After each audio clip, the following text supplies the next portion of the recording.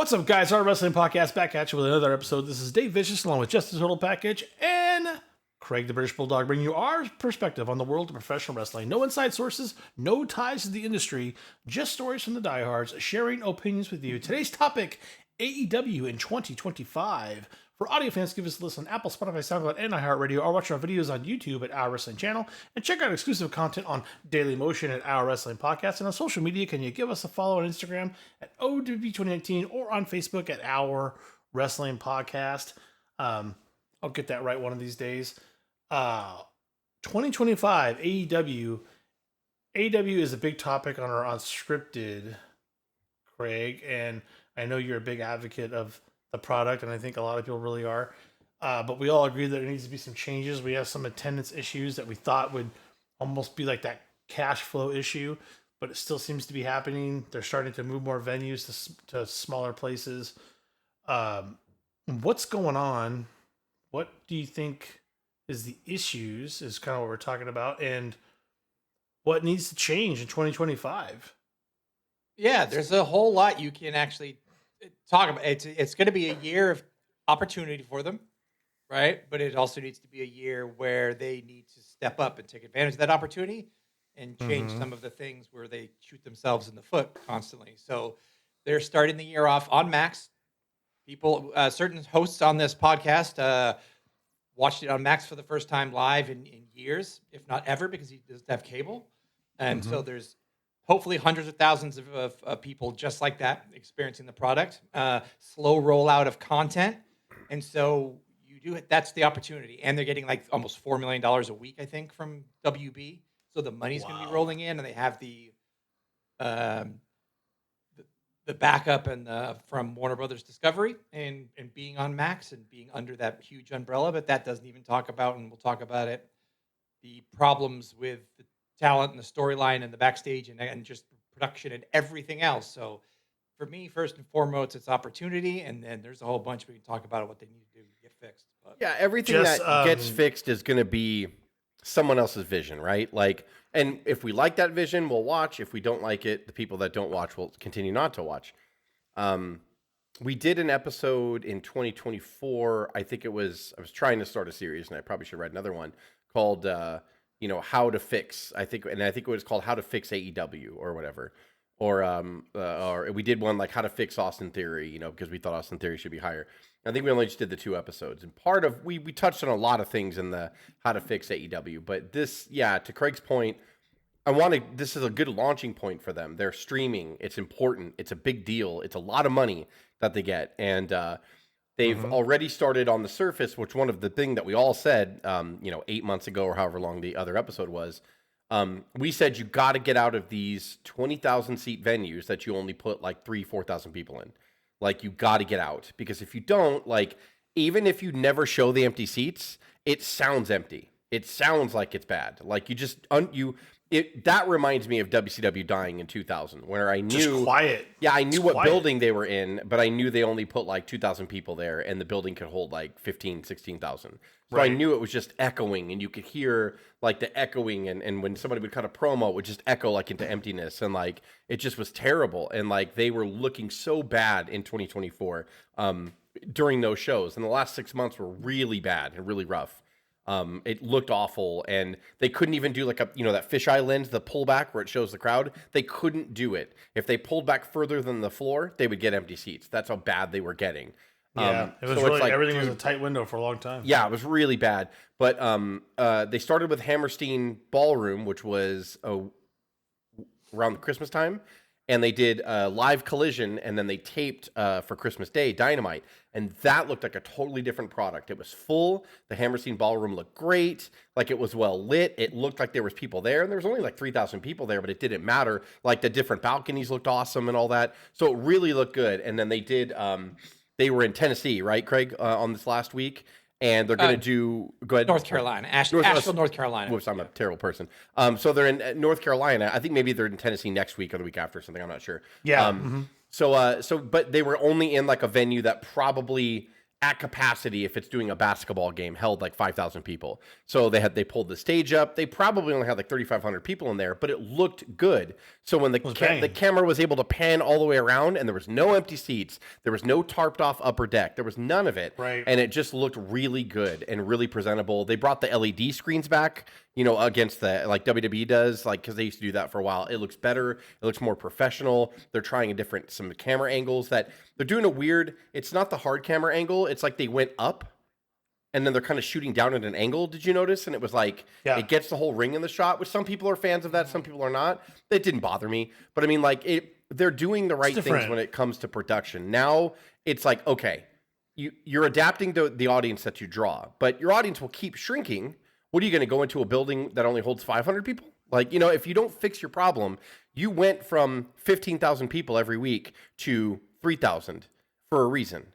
And now a lot of people still fail to realize is that WWE, sorry, I still want to call it WWF, was terrible in like 2016, 17, 18, 19. It was bad. It was PG. We were done with it. Like we were hanging on because we were hardcore wrestling fans. Like the ratings were bad. The attendance was bad. Everybody forgets in 2019 before the pandemic hit, they were tarping off the entire half of an arena for SmackDowns and Raws in some cases. Like they were getting bad. Like they were getting really bad. The product wasn't hitting. Vince wasn't on top of it.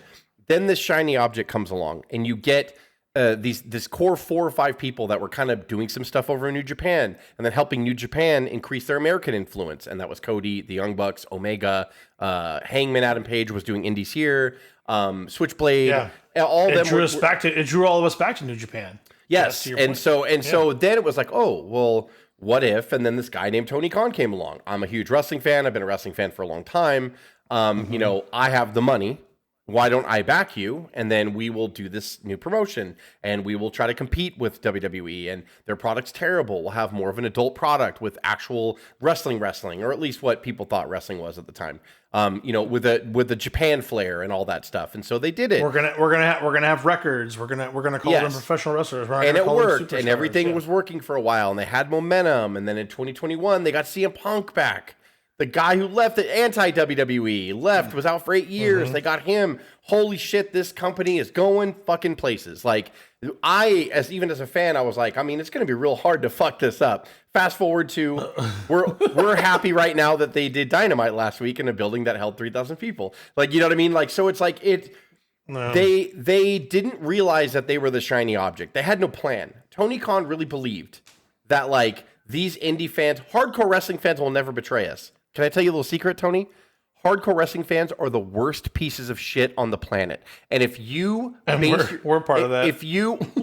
No, we're not. We're not. Like, that's the thing is, we might have been in our 20s, because I remember I had an attitude as a wrestling fan when I was in my 20s. But now, like, the 30s and 40s, you realize, like, no, we need all of this. We need all wrestling. Like, we need it. True. And, you know, and I think that, unfortunately, because a lot of new fans now are being ushered in, you have those...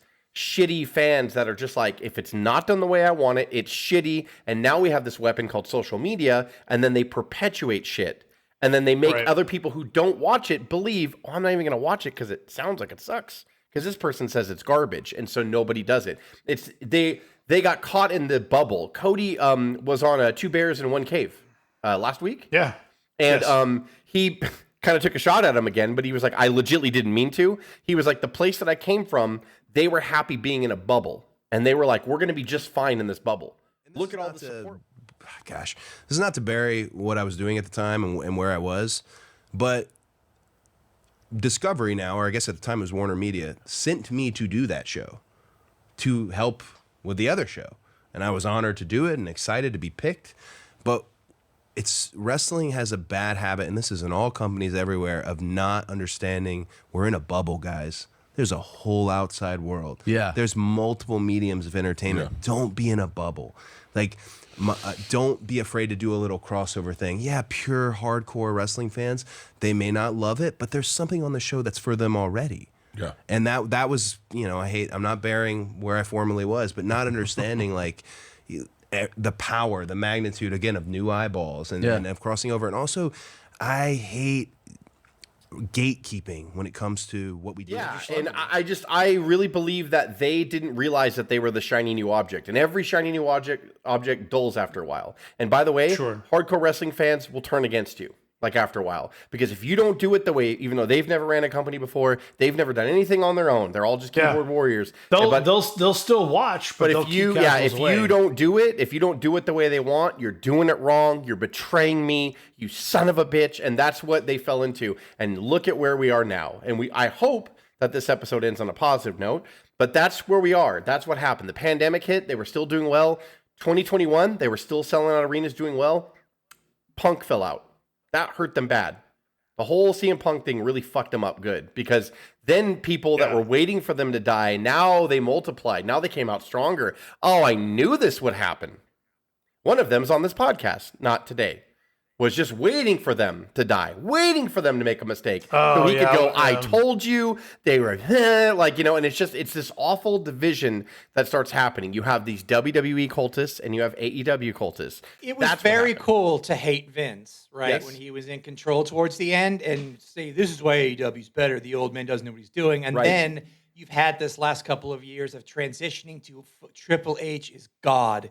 He can do nothing wrong. Him and Shawn Michaels are running it the best it's ever going to be ran in the history of wrestling. And of course, you cannot like two things at the same time. Yep. So then, heaven forbid, right, Craig? You cannot. Yeah, you cannot like two things. You're either.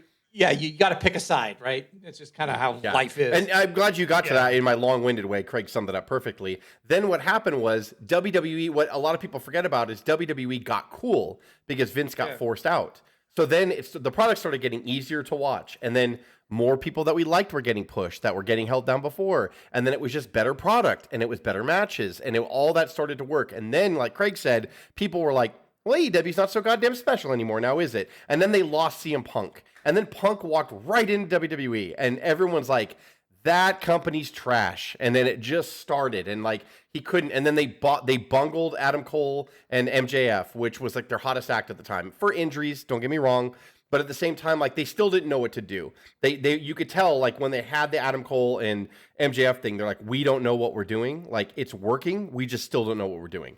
And then they would have people on TV for a while, and then they'd be gone for a while. Wardlow is a big example of disappeared. You built him up, he beats MJF, he gets free, and then they fucking just let him just mold into the wallpaper. Yeah. And it was like, what happened? Like, what's going on right now? And then, so it's not just one thing or two things. It was Tony Khan was legitimately surprised. They're turning on me. Then, oh my God, the Wrestling Observer turned on them. And oh no, like, and he can't get out of his own way. Really, and I hope they to really God, have. like, even though they'll still give them 7-star matches every other week, but they'll still turn on them and talk about the story being bad. To your point, to sum it up, it's the two biggest things that I see that went wrong for them. And one was the disagreements with Cody, and Cody ended up leaving. And I didn't even bring that up, Dave. That's a good point. It's fascinating to me what Cody did to build himself up to get back to WWE. And you're talking about the guy that was kind of making fun. Why are you smiling? You're going back. It's like, maybe he's smiling because he knows eventually he will get back, because he's going back bigger and better than ever, because he took a chance on himself, built his own platform, which built an entire company that he was an executive for a bit. And because they had a disagreement, and it wasn't like they had a falling out and it was nasty. It was really like, this isn't going to work. I got to go and my contract's up. He goes to WWE and puts on one of the best storylines over a 2-year in a weird period. way, though, they did have a falling out, but it wasn't like the argument. No, it wasn't. It wasn't like you It don't see this bit, like Craig said in the beginning, was opportunity, or maybe he said at the end. The vision was different, right? Cody was like, you don't see this opportunity, and they're like, they either didn't see it or they didn't care. And then Cody's like, I got to go. I got to. How difficult it was to do the original All In, how unbelievable the feeling was to do Double or Nothing. How fortunate we were that Tony wanted to invest in this vision, and he had a vision as well. How special Mad Nick in the BTE era and Kenny and my rivalry in New Japan, especially from a dollars and cents point, that made New Japan more money than anything they ever did. And it made Ring of Honor going through the roof at the time. So regardless of any petty squabbles, I will always have a love for it. I got to wrestle Brody Lee's final match. I got to lead people, young people, behind the scenes. I'll always have a love for it. So the idea that I'm sure there's some negative stuff. I go, oh, this sucked or what, but I just don't. I just remember it loving. Almost 20 minutes. And I think we should go around the room at this point and real quick with your bullet points. And Craig, Dave and I have been long-winded, so we want you to get your word in too. What do you think going forward? So all those things are right. Because it's not that I forgot about the Cody thing, but that was actually the first crushing blow because Cody and CM Punk were in the same company for about 4 or 5 months at the same time. And I forgot all about that. And then when Cody left, that kind of, whatever, Khan was like, we got Punk, we're fine. And then Punk started to have problems. And then he got injured and then had the press conference that he had, went away for 6 months, came back, they tried it again. It still wasn't better. Then he gets in a fight with Jungle Boy. Like, it's like, gets his own show, so he doesn't have to hang out with the young they bucks basically, they started Collision because he was like, I'll keep you on Collision. Who are the people you want to work with? And you're only going to work with those people. And then he's like, yeah, but at the main pay-per-views, you're going to, and then they're in All In together in London. And Punk's like, and here we all are together. Which is what you said, like right when you told me that we were going to do this, it's like, no, we're all going to see each other at the main pay-per-views. And then sure as shit at Wembley, when they got 80,000 that first year, he's in the same locker room as the Young Bucks and Omega and all the other people that he had a problem with. And then he started to have a problem with Jack Perry, like before that too, because he was friends with the Elite and all that in the back. And so it's like, it just all started at Adam Page and all that stuff. And so, yeah, I know. I think we're all touching on great points, but I want to go around the room and say, if you could name 4 or 5 bullet points, what would you do if you could restructure it? Let's say we are hitting the reset button. We're live on Max now. We finally figured this out. We're in smaller venues. We're going to try to go to the 10,000 seat venues for pay-per-views and make them special. But, the Dynamites and the Collisions are going to be, 4,000 seats, 5,000 seats, packed, intimate. What would you do? Bullet points, Craig. Oh, yeah, please take us away. Oh, dear.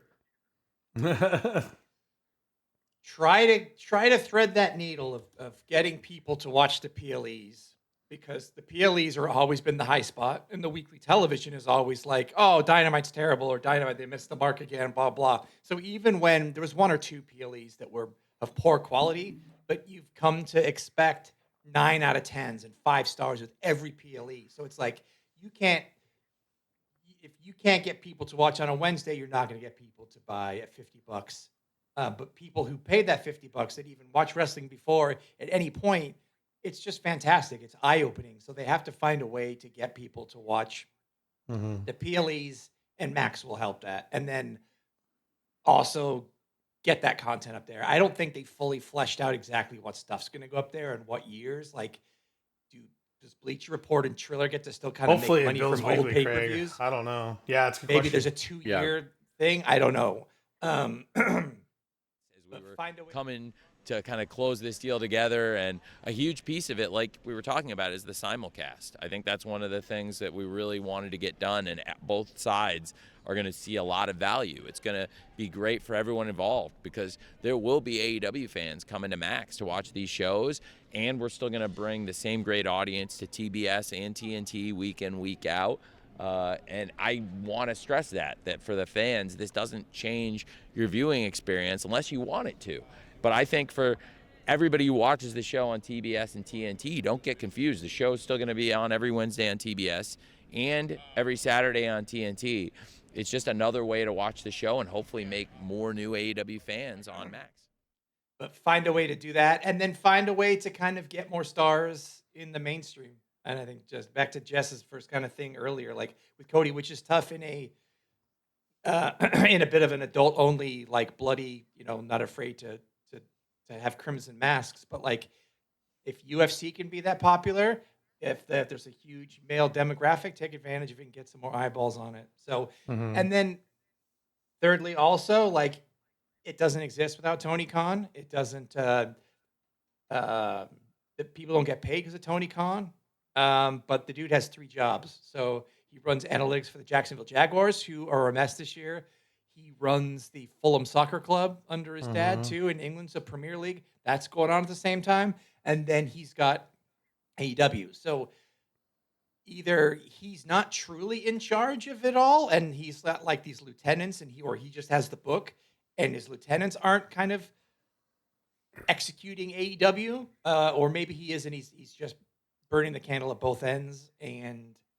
But he's got to figure out trusted people. And I thought Bryan Danielson was one of those people for him last year. And I think he still can be if he can be persuaded from getting on a plane in Washington. I mean, that was a highlight of 2025 is everything Daniel Bryan touched to in 2024. Right. Yeah. But that's just kind of off the top of my head. I've got Just some external things, but like you've got Omega coming back, hopefully. right. You gotta work that in quick. You got Paige, you got Brian. Not full time, but you've got Edge. You've got hopefully you're gonna get healthy. You have Cope. Cope. Yes. Thank you. Oh, Copium. You have Copium. Thank you. copium. That actually sounds better than copium. Okada, for God's sake. Yeah. Come on. Yeah. There's so much stuff. You got Mox at the top. You got all the talent in the world. That's definitely never been an issue. I wanted to piggyback off the stuff with Max, Craig, like you were talking about. I think the first thing to do, and they already kind of flubbed it. You talked about the content release being an issue, but we didn't even know that they were going to be on Max on New Year's Day until some of us just clicked on and said, "Hey, there it is," and it's already live. Because Tony kind of beat around the bush about, "Oh, it's coming. We got something for you," and then it was there, and where the other company advertised Netflix on 1/6 for months and months and months. It's on the bannership. The wrestlers are talking about it. The announcers are talking about it. You know, commentators are talking about it. Everyone's talking about, like, Cody was on 2 Bears, 1 Cave talking about, you going to be there for Netflix? You know, after he almost, puts a Crossroads on one of them and almost kills them for fun. But like, here's what needs to happen. When you have the cable viewership that you have and you know what your demographic is, Craig, you talked about it. It's males, probably 30 and over, right? If I'm guessing somewhere in that realm, right? 28 and over, something like that. Yeah. The 300 pounds that, plus. Whoa, watch out. Don't change your diapers. What? Sorry. No, that's not true. When you have that demographic, you know what it is, and you need to do some cross advertisement. You need to get to other networks possibly where you carry the same demographic. I first thing I think of was like murder mystery stuff, where that stuff is already practically TV 14, TV mature, and you need to advertise AEW on Max. AEW on Max all the time. Streaming, playback is here. It's there. Here's what you're going to see. And obviously when you're on the network that you're currently on, you do the same thing. If you've got something as big as, say, like Yellowstone, and everyone's watching Yellowstone, you need to have ad breaks for that and tell them that you're also streaming on Max all the time. I still feel like no one knew they were going to Max. We knew it because we're sitting there just, you got to get to the streaming platform. You got to get to it. They finally did it, but they did it so low key. It was weird. They need to push it every time. Those commentators need to be talking about Max every other 10-minute set. And every time they come back, welcome back. Every TNT bumper going to the commercial and coming back from commercial should be a Max graphic and be like AEW on Max right now, like, or whatever. On Max and like TNT. And then as it comes back to the arena, Right. Excalibur or Shivani should be like, and on top of that, let's be specific what you get. You get all of our past Dynamites, all of our past Collisions, all of our past pay-per-views. Whatever it's all of our gonna be. new streaming pay-per-views are on Max. All Dynamite, all brand new Dynamite, AEW, Collision, everything. It should be a fucking, they should be saying it like 20 times. I don't know how that doesn't happen. It needs to happen. They did talk about it a lot on New Year's Day, but they can't stop. They got to keep going with that. Do you think that there's going to come a time that Khan might sell some of the company to Warner Brothers? Yeah. And then it becomes like what WCW was, where it was owned by Time Warner, and they just had executive vice presidents. I don't know where Khan would fit in. Maybe they would just call him the executive vice president or whatever. But I'm wondering if they're ever going to get to a point where they're going to invest a big amount into it and own it. If Khan ever walks away from it, it stays. Does that get scary with creative though, Justin? Yes. Craig? Yeah. You saw WCW, Yeah. absolutely. I mean, it's scary now. That was my first. It's Tony scary would now have at to be times, like, but- unless it's a labor of love for him, he would have to, just like McMahon, like when you TKO, you become a multi-billionaire, but you are not 100% in charge and never will be. Yeah. Those suits, if they want it family friendly, it's going to be. I mean, Bischoff to this day, you Ricochet can and critique streamers. him or you could praise him, but Bischoff was like, from day one, we were a corporately owned television entity. You guys working knew within us that, as WCW. You knew us as the competition for WWF. But he's like, we were always this secondary owned stepchild. You're that right, under the umbrella. Yeah. Yep. That they never gave a shit about for a long time. And so he's Right. like, yeah, it's like do you? I mean, I don't know. It maybe AEW falls that, but on top of doing what you guys said, because I agree with everything you guys said, they have a lot of work to do. But I mean, like, I would examine my roster, and I would be like, okay, what's my television product? So I'd be like, what are my divisions? And I would just start there, and I'd write them down. I'd be like, I have trios, I have tag team, I have my women's division, and I have my men's main division. And then what titles do I have in each of those divisions? Okay, and I have 2 shows. So some of those titles need to be show specific. I would start breaking it down and be like, okay, in the men's, I have the heavyweight, I have the TNT championship, I have the international, and then I have the continental. I have way too many titles. I would just say that and I would throw one of them away instantly right there. But I'd be like, okay, I have 4 of them. Let's take the TNT for men's, and that's Dynamite only. That only gets defended on Dynamite. We'll defend it on pay-per-views and all that stuff. Sure, it's going to be, but it's only going to be Dynamite.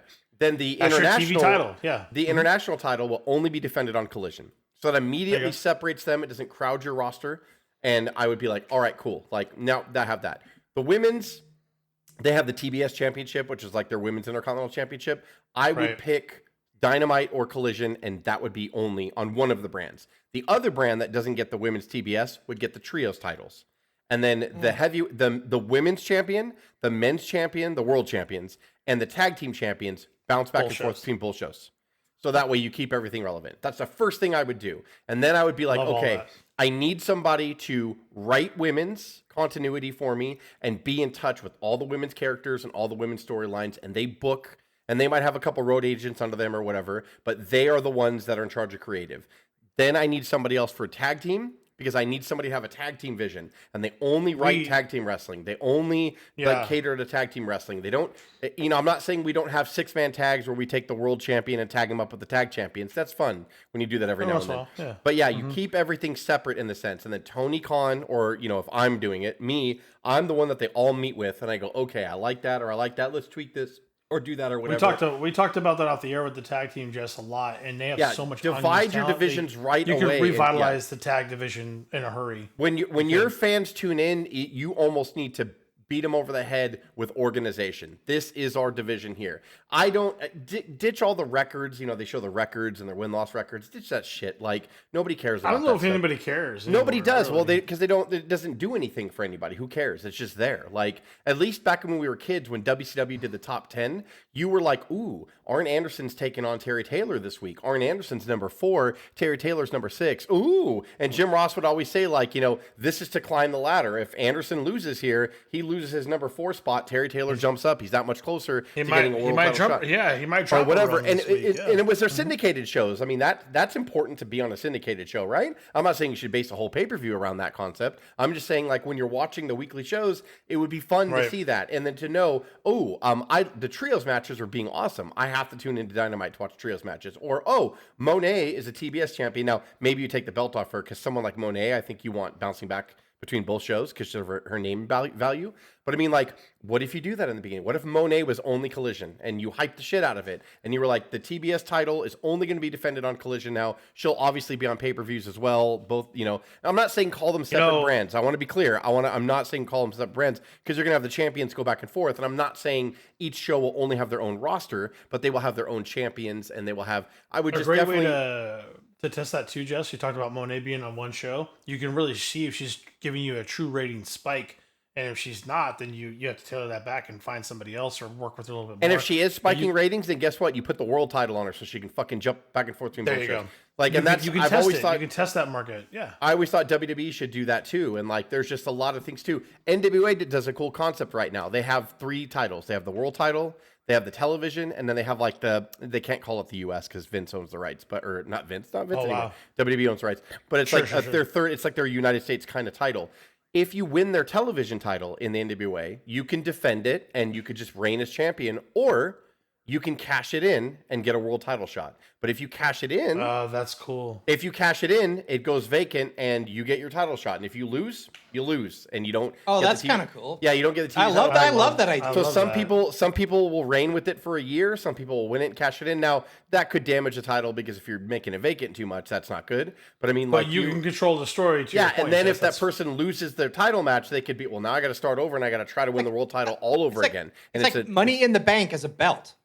Your Ring of Honor product should be separate, like NXT, and you should just grow it because they have the Ring of Honor library needs to fucking go on Max too. By the way, like, so can you imagine they get the whole Ring of Honor library, the whole Ring of Honor with Punk and Christopher Daniels and Brian Daniels, you know, Samoa Joe, all of them. Like, you need all of it on there. So, like, they have a lot to do. Everything you guys say, because there's so many different facets to business. It's wasn't there even young Kevin Steen on there and stuff at one point? Yes. Oh yeah. Like, yeah, they all traveled in and out. Like, even the Young Bucks a long time ago were there. Omega went through for a while. Like, there's so much. They were all there. Like, yeah. So Joe, he has so much stuff to play with right now. It's just I would just hit the reset, reorganize, and then be like, if he doesn't understand what's going on, then we don't as fans. Like, if he is to your point, just that Ring of Honor library is just sitting there collecting dust. Why don't you? You just should put never it on ever Max? be in a point where, like, okay, what do I got going on this week? Oh, what's Switchblade doing? I don't know. What the fuck is Switchblade doing? God. One of your top guys. What is he doing? The biggest drop of the ball. You should one never of the biggest be like that. Or we we didn't write FTR on TV this week. Oh well, there's always next week. Like, there's no fucking excuse for it. Or, well, we'll put them on Collision this week. No, don't do that. Like, how about you figure out a plan for them? And, like, that's what I would do. I would do everything. There's facets, right? There's advertising to every business. There's production. There's talent. And, like, I would just really... Well, and you need to, barring injury, you need to write your stories for 6 months to a year from now. And I don't think that's happening. The number one thing for me is stop confusing people. And I think one of the most confusing things for me, or keep it simple, stupid, is every single Dynamite week doesn't have to have a theme. Whether it's Fight for the Fallen, my God, whether you're it's right, Winter is coming, whether it's like Big Booty Wednesdays. I didn't know that. Everything. They confuse it too much to where you don't even know, like, what it is, and that's probably diluting the PLE. It's Hot Wing Thursdays here. Yeah, every single, like, everyone's in the crowd to have hot wings, or why the fuck am I eating wings? Like, why are we doing this? It's wing. We don't even got corn dogs. It's Wing Wednesday, Excalibur. Winter is coming. Summer Splash. Like, stop it. Just stop. Summer Splash. Just like focus on. Welcome to Dynamite Spunky Spring here. Again, keep it simple. No theme. Hit Max every 10 minutes and talk about the PLE, please, every single time you chance. Go. I don't care if you have a PLE once a month now. Go to PLEs once a month, for fuck's sake. Yeah, don't do. It's just goddamn Dynamite. That's what it is. Like, and then when you have an anniversary edition, it's the 5th, the 10th, or whatever. That's fine. Yeah. Like, you know. Would Jess and I split a $20 pay-per-view every month? Probably, yeah. Would it be 40? Maybe. But, like, 50 a month, I don't know. But, like, I guess you're going to do that now, Craig. Have you read? They're going to have their pay-per-views on the live pay-per-views on Max, right? The discount is TBD. So you're going to pay $16 for Max, or unless you get it with it free for AT&T. But, like, so if you're going to pay for that, how much would you pay for a pay-per-view without being pissed? 20. Yeah. I didn't even know I just said that way too fast. The answer is 0. I should not pay for any of it. But I mean, but 20. Yeah, like, you don't have to do everything that we say, but you need to do something, and it needs to be a clear vision. Whatever it is, it needs to be. Now, there's a fine line between, like, sticking with the story to tell the beginning, middle, and end, and then just jumping ship if something really sucks. Like, I'm not saying don't abandon ship if something is real garbage, but I mean, like, if it makes anything go south, like ratings, numbers, abandon it. But you can't do that too many times. You got to just find a way to take a deep breath, dissect your roster, and be like, okay, what is the voice of Collision? And what's the voice of maybe Collision goes? This is a really dumb idea, and now I have to say it because I brought it up. I'm just going to use a bad example, like Shotgun Saturday Night. Like, I'm not saying go to that extreme, but I'm saying that Collision should be something different. Like, Collision should not be maybe in a regular, like, arena. It should be somewhere else. I'm not saying in New York City subway. I'm just saying, like, WCW was very successful with the beach, you know, the nitros during the spring break and all that stuff. Like, Collision maybe becomes something unique like that. This is stretching now. Like, this is when you actually figure out what you're doing to begin with, and then you can fuck around like this. But, like, you know, Dynamite's in the, 4,000 or 5,000 seat arena, and it's normal. It's arena show. But maybe Collision is a different, like, kind of atmosphere where they put it in different venues, and that's what they fuck around with. Or they only have Hammerstein type of arenas. Like, you know, Hammerstein has the different operatic, like, you know, tiers or whatever. Maybe Collision becomes, like, just a soundstage. Whatever makes it appear packed to the rafters, right? Yeah. Yeah, like, maybe Collision becomes just a soundstage only show or a balcony only show where you only get, you know, their whole thing every week. We're going to a historic venue.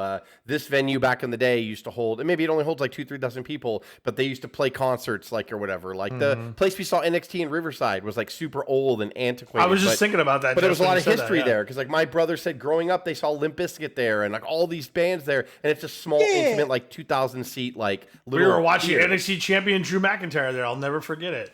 We were like right They, there, second row. It was I'm not awesome. even kidding. Like at some of the Laugh Factories and the improvs and stuff, they actually have independent wrestling shows there sometimes on some days. very Like, very intimate. Yeah, yeah, like so it's like awesome. I'm just like, why not? Why doesn't Collision? It's on fucking Saturday night of all nights. Like, why don't you make it something special, something different? And then I mean, again, I'm reaching on that. We're at the end of the show.